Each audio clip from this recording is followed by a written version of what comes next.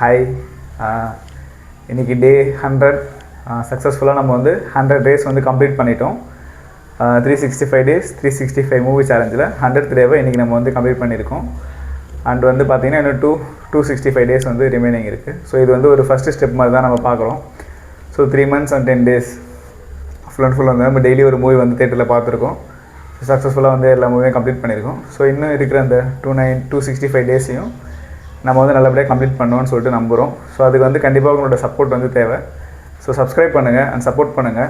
And movie lovers and movie reviewers இருந்தாங்கன்னா இந்த வீடியோவை நீங்கள் அவங்களுக்கு ஷேர் பண்ணுங்கள். அந்த பெல் ஐக்கான் கிளிக் பண்ணிக்கோங்க. ஸோ நம்ம அப்லோட் பண்ண எல்லா வீடியோவும் உங்களுக்கு ரெகுலராக வந்துகிட்டே இருக்கும். இன்றைக்கி என்ன மூவியை பார்த்தோன்னா அக்கேனம், அந்த மூவி தான் பார்த்துருக்கோம். ஸோ அருண் பாண்டியன் சார் அவர் அந்த கீர்த்தி பாண்டியன் அவங்க நடிச்சிருக்காங்க. ஸோ இந்த மூவி வந்து ஒரு க்ரைம் த்ரில்லர் அந்த ஜானரில் தான் எடுத்திருக்காங்க. மூவி ஸ்டார்டிங்கில் பார்த்தீங்கன்னா ஒரு ஜெயிலை காட்டுறாங்க. ஸோ அந்த ஜெயிலில் வந்து ஒரு ஆயுள் தண்டனை கைதி இருக்கார். அவரை வந்து ஒரு பெரிய ஒரு தாதாவோட இன்ஃப்ளூயன்ஸில் 2 வருஷத்துக்கு முன்னாடியே வந்து அவர் ரிலீஸ் பண்ணுறாங்க. அப்படின்னா வந்து ஏதோ வந்து இவங்க பெருசாக வந்து செய்ய போகிறாங்க அப்படின்ற மாதிரி வந்து காட்டுறாங்க. ஸோ அவர் ரிலீஸ் பண்ணுறதுக்கு ஒரு பெரிய காரணம் இருக்குது. ஸோ சும்மா வந்து அவர் ரிலீஸ் பண்ணல, அவர் வெளியே போய் ஏதோ செய்ய வேண்டிய வேலை இருக்குதுன்னு சொல்லிட்டு இவ்வளோ சப்போர்ட்டோட இவ்வளோ பொலிட்டிக்கல் ப்ரெஷரோட எதுக்காக அவர் ரிலீஸ் பண்ணுறாங்கன்ற மாதிரி ஒரு சஸ்பென்ஸோட காட்டுறாங்க. ஸோ ஒரு அருண் பாண்டியன் சார் தான் வந்து அந்த கைதியாக இருக்கார். ஸோ அவரை தான் வந்து ரிலீஸ் பண்ணி வெளியே அனுப்புகிறாங்க. ஸோ அவரும் வந்து வெளியில் வந்து நீங்கள் வெளியில் போனதுமே உங்களுக்கு ஆள் வருவாங்கிற மாதிரி சொல்லிடுறாங்க.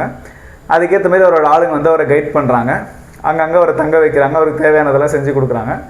இப்போ அவர் என்ன பண்ண போகிறாரு அப்படின்றதான் வந்து ஒரு சஸ்பென்ஸாக ஸ்டார்டிங்கில் வைக்கிறாங்க. அதுக்கப்புறம் பார்த்திங்கன்னா ஹீரோயினை காட்டுறாங்க. அவங்க வந்து ஒரு கேப் டிரைவராக இருக்காங்க. ஸோ அவங்க வந்து அவங்க அக்கா குழந்தையும் அவங்களுக்கு ஒரு அம்மாவும் இருக்காங்க. ஸோ அவங்கள தான் வந்து அவங்க அந்த ஃபேமிலியை டேக் கேர் பண்ணிக்கிறாங்க. ஸோ அவங்க கேப் ஓட்டி அவங்க வந்து அந்த குடும்பத்தை வந்து காப்பாற்றுறாங்க. அவங்க எப்படிப்பட்டவங்கன்னா எது கிடைச்சாலும் போதும், இருக்கிறது சந்தோஷமாக நினைக்கிறவங்களா இருக்காங்க. ஸோ அவங்க அப்பா அம்மா கிட்டே சண்டை போட்டுட்டு ஸோ அவங்க அக்காவோட ஃபேமிலியை அவங்க வந்து பார்த்துக்கிறதுக்காக இங்கே வந்து இருக்காங்க. ஸோ அவங்க வந்து கேப் டிரைவராக இருக்கிறதுல ரொம்ப போல்டான ஆள் அப்படின்ற மாதிரியும் காட்டுறாங்க. ஸோ இப்போ அவங்கள காட்டும் போது நமக்கு தெரிஞ்சிருது ஏதோ கண்டிப்பாக அவங்களுக்கு வந்து பிரச்சனை வரப்போகுது, அவங்க எப்படி அதை சமாளிக்கிறாங்க அப்படின்றதான் கதையாக இருக்க போகுதுன்றது நமக்கு அது தெரிய வருது. அண்ட் வந்து வில்லனை ஸ்டார்டிங்லேயே காமிச்சிடுறாங்க. இதுதான் வந்து இந்த படத்தில் ஒரு பெரிய பிரச்சனையாகவே இருக்குன்னு கூட சொல்லலாம். எடுத்ததுமே வந்து மெயின் வில்லனை காமிச்சிடுறாங்க. ஸோ அவர் வந்து ஒரு நெட்வொர்க் மாதிரி வச்சு அந்த ஐடியில் ஒர்க் பண்ணுற பொண்ணுங்களெல்லாம் வந்து அந்த ஹியூமன் டிராஃபிக்கிங் பண்ணுற ஒரு வேலையை தான் வந்து அவர் செஞ்சிட்ருக்காரு. அவர் இப்போ இல்லை, பல வருஷமாக அந்த வேலை தான் செஞ்சிட்ருக்காருன்ற மாதிரி வந்து ஒரு முன்கதை அவருக்கு சொல்கிறாங்க. ஸோ இதுதான் வந்து கதை. இந்த 3 பேருமே வந்து எப்படி அந்த 3 பேரோட லைஃபுமே வந்து கதையில் மிக்ஸ் ஆகுது. அதில் என்ன த்ரில்லர் வருது, அதில் என்ன வந்து சஸ்பென்ஸ் வருதுன்றதான் கதையே. ஸ்டார்டிங்கில் காட்டும்போது ஃபஸ்ட் ஹாஃப் வரைக்குமே ஓரளவு கொஞ்சம் ஓகேவாக போயிட்டே தான் இருந்தது. ஸோ சம்மந்தம் இல்லாமல் வந்து ஒரு விஷயம் நடக்கிறதும் எந்த பிரச்சனையில் எப்போ மாட்டுவாங்கிற மாதிரி கொஞ்சம் ஒரு சஸ்பென்ஸ் அண்ட் த்ரில்லர் லைட்டாக இருந்துச்சு. ஸோ அப்படியே வந்து போயிட்டு இருந்தது.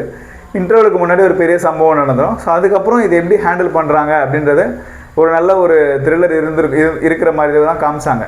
ஸோ அதுக்கப்புறம் எப்படி வரும்ன்ற மாதிரி எதிர்பார்த்து காத்துட்டு இருந்தோம். பட் வந்து செகண்ட் ஹாஃபில் டோட்டலாக வந்து இது வரைக்கும் காமிச்சதெல்லாம் ஒன்றுமே இல்லை, இதுக்கப்புறமா ஒன்றும் இல்லைன்ற மாதிரி தான் வந்து கதையை வந்து எடுத்துகிட்டு போயிட்டாங்க. இப்போது ஒரு த்ரில்லர் க்ரைம் த்ரில்லர்னால் ஒன்று வந்து ஹீரோவோ இல்லை ஹீரோயினோ போலீஸாக இருப்பாங்க. ஸோ இப்போ அவங்க போலீஸாக இருந்தாங்கன்னா அந்த கொலை பண்ணுறது யார் இல்லை அந்த க்ரைமை பண்ணுறது யாருன்றதை அவங்க வந்து கண்டுபிடிப்பாங்க. ஸோ அது ஒரு இன்வெஸ்டிகேட் பண்ணும்போது நமக்கு வந்து பார்க்கறது கொஞ்சம் இன்ட்ரெஸ்டிங்காக இருக்கும். அப்படி இல்லைன்னா அந்த கொலையோ இல்லை அந்த க்ரைமையோ பண்ணுறதே வந்து ஹீரோவோ இல்லை ஹீரோயினோ இருப்பாங்க. ஸோ அப்படி இருக்கும்போது அவங்க யாரை கொலை பண்ண போகிறாங்க, அவங்க வந்து ஒரு வில்லனாக இருப்பாங்க. ஸோ அவங்களுக்கு ஒரு பேக் ஸ்டோரி இருக்கும். ஸோ அது கொஞ்சம் த்ரில்லிங்காக இருக்கும். அண்ட் வந்து ஒரு போலீஸ் கேரக்டரும் வச்சுருப்பாங்க. ஸோ இப்போ இவங்க கொலையும் பண்ணிவிட்டு இல்லை அந்த க்ரைமும் பண்ணிவிட்டு அந்த போலீஸ்கிட்டேருந்து எப்படி தப்பிக்கிறாங்க அப்படின்றத ஒரு ஸ்டோரியாக வந்து வச்சுருப்பாங்க. ஸோ அதுவுமே கொஞ்சம் நல்லா இன்ட்ரெஸ்டிங்காக இருக்கும். பட் இதில் என்ன ஒரு விஷயம்னா போலீஸை வந்து டோட்டலாக அவாய்ட் பண்ணிடுறாங்க இந்த படத்தில். ஸோ போலீஸ் வந்து லஞ்சம் வாங்குவாங்க, போலீஸ் வந்து கிரிமினல் சைடு தான் போவாங்கன்ற மாதிரி ஸ்டார்டிங்லேயே வந்து சொல்லிடுறாங்க.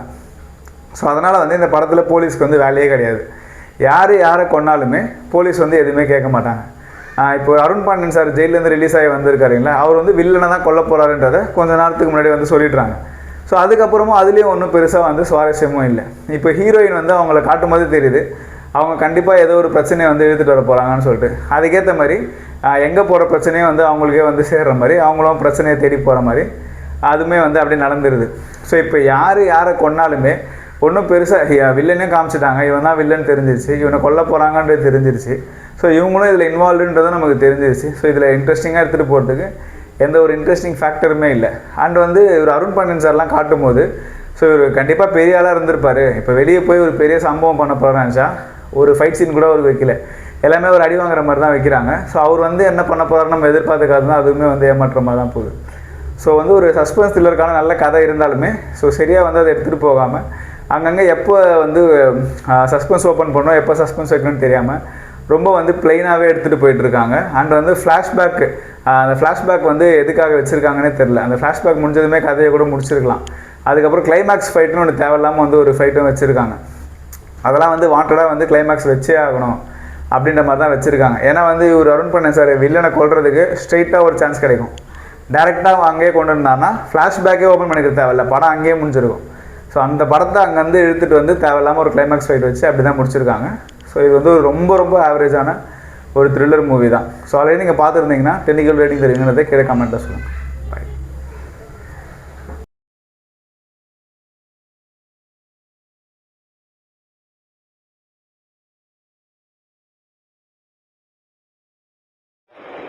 ஹாய், டே 100 மூவி கம்ப்ளீட் பண்ணிட்டோம்.